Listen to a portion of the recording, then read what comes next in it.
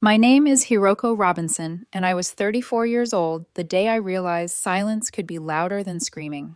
The way it all started was so casual that it took me a second to understand how deeply cruel it was. We were at my younger sister Madison's wedding, an outdoor ceremony she'd been planning since college. Everything about it felt engineered to impress. Imported roses woven into white arches, a live string quartet tucked beneath an oak tree, even a crystal chandelier somehow suspended from a branch like this was a magazine shoot instead of a real event. People kept whispering about how perfect it all looked. And it was. Perfectly curated. Perfectly controlled. I really was happy for her. I meant that. Madison looked stunning in a fitted ivory gown that hugged her like it was custom built for her body and no one else's. Her kids, my niece and nephew, looked like they'd stepped out of a catalog. Crisp outfits, gelled hair, matching shoes, even their smiles seemed rehearsed. The only unpolished thing in the entire scene was my son. Liam, 6 years old, stood beside me, holding a small red toy car in one hand and the hem of my dress in the other. He wasn't yelling or running. He was just excited. He kept whispering questions. When do we eat? Is there music? Can I dance? The way kids do when they don't yet know how to compress their joy. As we walked toward the reception area, I spotted the long main table where family place cards were already set. My parents were seated there. Madison's kids, too. Their names printed in elegant script on thick cream cardstock. We were almost there when Madison stepped directly into our path. She smiled at me. Not the rushed, distracted smile brides give everyone on their wedding day. This was slower, intentional, familiar in a way that made my stomach tighten. I hadn't seen that smile since we were teenagers, back when she'd get quiet pleasure out of pointing out that my clothes looked cheap or my friends were a little weird. Her eyes dropped to Liam, then back to me. "Your son's a bit too loud for the main table," she said lightly, like she was commenting on the weather. "Mine are already seated." Then she turned away, already mid-step, like the decision had been finalized long before she ever spoke it out loud. I stood there for a moment, not moving. The words echoed, slow and sharp. I looked past her and saw the place cards again. Her kids' names were tucked right beside our parents'. Prime spots. Meanwhile, a staff member gestured toward a fold-out table near the DJ booth. No tablecloth, no centerpieces, half shoved against the wall, practically in the hallway. The kind of table reserved for vendors, not family. Liam followed my gaze. He didn't say anything. He just stared at the other kids laughing and tearing bread rolls apart with their hands. I didn't argue, I didn't confront her, I didn't make a scene. I took my son's hand and walked out. We left before dinner was served. We didn't wait for the cake. I didn't take a single picture. I left the wedding gift on the table, a clean envelope with $500 inside. I knew in Madison's world that would be seen as an insult. I didn't care, because I had already paid for something far more generous. For months, I'd been quietly covering the cost of a 5-day ski trip in Aspen for the entire family. First-class flights, the best cabin available, lift passes, rentals, everything. It was supposed to be a joint family trip, something Madison had been hinting about nonstop. My parents were in. Madison had bought new gear. Everyone knew I was paying. That night, after I put Liam to bed, I sat alone in my room staring at the confirmation email on my laptop. $12,000. Non-refundable. My finger hovered over the cancellation button. I didn't hesitate. I clicked. 2 days passed in silence. Then my phone buzzed. "Madison, when do we leave?" I stared at the message for a long moment before typing back. "Me. The trip is canceled." No emojis, no explanation, just the truth. She didn't respond right away. Then the calls started. Hers first, then my mom, then my dad, then Madison's new husband. One after another. I didn't answer a single one. I wasn't angry. I was done. By morning, I had 12 missed calls and a dozen unread messages. I didn't need to read them to know what they said. It was always the same script. Misunderstanding, overreaction, be the bigger person. At 8:07 a.m., the family group chat lit up. "Madison, wow, all this because you didn't like your table?" I ignored it. I was making Liam waffles, letting him drown them in syrup, watching his shoulders relax like the night before hadn't left a mark. That mattered more than defending myself. A few minutes later, another message popped up. "Madison, not to sound ungrateful, but I honestly didn't expect just $500 from you. You knew we were short for the honeymoon spa. I thought you had that covered." I put my phone face down and didn't touch it for 3 hours. When I finally did, it was my mom's turn. She said Madison hadn't meant anything by the seating, that it was about kids getting overstimulated. I almost laughed. Madison's kids had tablets and bread baskets while mine was parked behind a speaker. Then my dad chimed in. Dad, Hiroko, this is ridiculous. You're upsetting everyone. Don't let something this minor ruin the family trip. That's when it clicked. They weren't asking me how I felt. They were waiting for me to fix it. That had always been my role, the one who smoothed things over, the one who paid quietly and forgave quickly, the dependable one who understood Madison's personality. I stared at my phone, then at my bank app. Madison's rent, utilities, her phone bill, groceries, monthly transfers labeled kids' expenses, no receipts in months. Over $2,000 a month, quietly draining from my account. That was her real wedding gift. By the time the group chat started buzzing again, I was already on the phone with my bank, canceling every automatic transfer. At 6:42 p.m., Madison sent one final message. So you're really going to ruin Aspen for all of us over one petty moment? I didn't reply. I logged into the airline account and canceled her flight. And just like that, the snowflake emoji next to the trip name stopped meaning vacation. It meant winter. It meant consequences. And it was only the beginning. The silence didn't last. It never does when people are used to you holding everything together. The morning after I canceled Madison's ticket, I woke up to 12 missed calls, 4 from her, 3 from my mom, 2 from my dad. The rest were unfamiliar numbers I didn't bother checking. I already knew who they belonged to. Relatives, family friends, people from the wedding Madison had worked up overnight. She doesn't argue quietly. She assembles an audience. At exactly 8:07 a.m., the family group chat lit up again. The chat name was still Family Trip, a snowflake emoji I'd added months earlier when this all felt like something to look forward to. Now it felt like a joke I'd been in on, alone. Madison, wow, all this because you didn't like your table? I didn't answer. I was at the kitchen counter, pouring coffee while Liam sat on a stool, swinging his legs and humming to himself. He didn't mention the wedding. Kids don't always have the words, but they remember how things feel. I poured extra syrup on his waffles and watched his shoulders relax. That mattered more than winning an argument. My phone buzzed again. Madison, I'm not trying to sound ungrateful, but I honestly didn't expect just $500 from you. You knew we were short for the honeymoon spa. I thought you had that covered. There it was. Not the seating, not the insult, the money. I set my phone face down and didn't touch it for 3 hours. When I finally picked it up, the tone had shifted from irritation to concern. My mom's message was long and careful, like she'd rewritten it twice before sending. Honey, I think you misunderstood the seating situation. Madison just didn't want the kids getting overstimulated. Weddings are chaotic. You know how she gets. This doesn't need to turn into something bigger. Overstimulated. I pictured Madison's kids front and center, tablets glowing on the table, bread baskets constantly refilled. I pictured Liam standing quietly by my side, clutching a toy car, waiting to be told where he belonged. I typed out a response, deleted it. Typed another, deleted that too. Then my dad chimed in. Dad, Hiroko, this is ridiculous. You're upsetting everyone. Don't let something this minor ruin the family trip. That was the sentence that broke something open in me. They weren't asking if I was okay. They weren't asking why I'd left. They weren't asking how Liam felt. They were asking me to be reasonable. That had always been my role. The fixer, the smoother, the one who understood Madison's moods and absorbed the fallout. For years, I'd covered for her because it seemed easier than letting things fall apart. I paid quietly. I forgave quickly. I convinced myself that being generous meant being mature. But standing in my kitchen, reading those messages, I didn't feel mature. I felt used. I opened my laptop and pulled up my budget spreadsheet. I hadn't looked at it closely in months. There was always some explanation, some temporary situation, some reason not to. Madison's rent, $1,400 a month. Utilities, $185.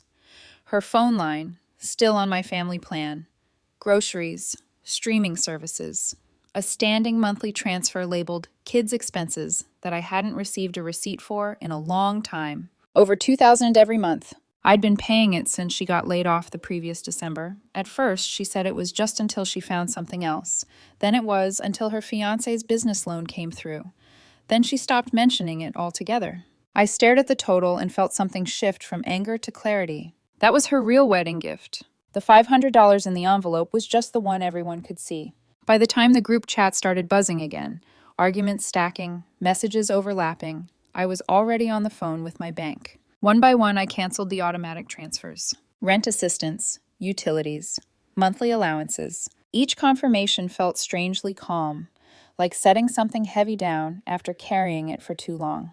At 6:42 p.m., Madison sent one last message. So you're really going to ruin Aspen for all of us over one petty moment? I didn't reply. Instead, I logged into the airline account and canceled her flight. I watched the confirmation appear on the screen, clean and final. For the first time, I wasn't reacting. I was deciding. The next morning, I knew it was only a matter of time before someone showed up. It was 7:42 a.m. when the knocking started. Not a polite knock, not a tentative one. The kind of pounding you see in movies when someone is desperate to stop something already in motion. Liam was on the couch with a bowl of cinnamon cereal, still half asleep, remote in hand. I told him to pause the TV and stay put. When I looked through the peephole, my chest tightened. It was my mom. No warning, no text. Her minivan was parked crooked across the driveway, half blocking the trash bins like she'd been in too much of a hurry to care. I opened the door, but didn't invite her in. She brushed past me anyway, straight into the kitchen, like she owned the place. Her first words weren't hello. You're blowing this way out of proportion. I didn't answer. I leaned against the counter and let her talk, about how Madison hadn't meant anything, about how weddings were stressful, about how I could have pulled my sister aside instead of punishing the whole family. Punishing her? I asked calmly. Did you know I was paying her rent? She froze. Her hand tightened around the strap of her purse. She looked away, then nodded slowly. She told us it was temporary, she said, just until she and Joel sorted things out. Did you know I'd been paying it for 10 months? Silence. I told her I'd already contacted the leasing office. I was off the contract. January would be Madison's problem. Her face hardened. She accused me of being financially vindictive, said I was choosing money over family. I asked if she knew Madison had expected me to pay for her honeymoon spa package on top of everything else. My mom sighed, like I was missing something obvious. She's under a lot of pressure, she said. And you make good money. You've always been the one who could help. That's when it hit me. They'd all agreed on this story a long time ago. I just hadn't known I was part of it. Later that afternoon, my dad called. I didn't answer. Then I got a message from an unfamiliar number. It was Joel, Madison's husband. He said he hoped we could move past the misunderstanding, that Madison had been crying, that he didn't want things to break permanently. I didn't respond. Joel always stayed neutral, calm, reasonable. But staying out of it was part of the problem. The system only worked because people like me kept stepping in. By evening, the group chat exploded again. Dad, can we please talk? Mom, this isn't worth ruining your relationship with your sister. Dad, you've made your point. Can you stop now? Then Madison. So now you're cutting me off after everything I've done for you. I read it 3 times. Everything she'd done for me. I wasn't angry anymore. I was done explaining. And I wasn't stepping back into the role they'd written for me. Not this time. I didn't sleep much that night. Not because I was anxious, surprisingly I felt steady, but because my mind kept replaying the same realization over and over again. This wasn't a misunderstanding. It was a system, one I had been quietly maintaining for years. The next morning, I woke up early and made coffee before Liam stirred. The house was still, the kind of quiet that only exists when you finally stopped bracing for impact. I didn't check my phone right away. I already knew what I'd find. When I did look, there were more messages. None of them asked how I was. None mentioned Liam. They were all variations of the same request. Please fix this. Around noon, my phone rang again. This time I answered, not because I felt obligated, but because I wanted to hear it clearly. It was my dad. Hiroko, he said carefully, like he was choosing each word one at a time. Your mother's upset. Madison's a mess. This has gone far enough. I leaned back against the counter and watched sunlight spill across the floor. Far enough for who? I asked. There was a pause. He didn't answer the question. You've always been the level-headed one, he continued. You know how Madison is. She didn't mean to hurt you. I'm not hurt, I said. I'm finished. That stopped him. Finished wasn't a word they were used to hearing from me. He tried again. Told me Madison was overwhelmed, that she'd just gotten married, that stress made people say things they didn't mean. I thought of her smile at the wedding, slow, deliberate, satisfied. No, I said quietly. She meant it. After we hung up, I blocked the group chat. Not dramatically, not angrily, just permanently. The silence that followed felt unnatural at first, like stepping off a moving walkway and realizing your legs still expect motion. I kept waiting for the familiar pull, guilt, obligation, the urge to smooth things over. It didn't come. That afternoon, Liam and I went to the park. He climbed higher than usual, laughed louder than he had in days. When he ran back to me, cheeks flushed, he wrapped his arms around my waist and said, "I like it when it's just us." Something in my chest loosened. The next contact didn't come from my family. It came from Madison's landlord.